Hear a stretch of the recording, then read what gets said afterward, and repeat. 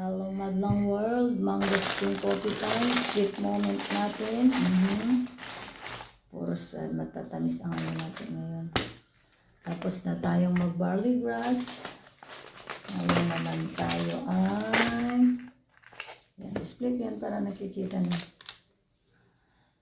Ang everyday partner ng iyong Inday Dora mangosteen coffee, kalahati lang pong nilalagay ko kasi marami po siyang laman.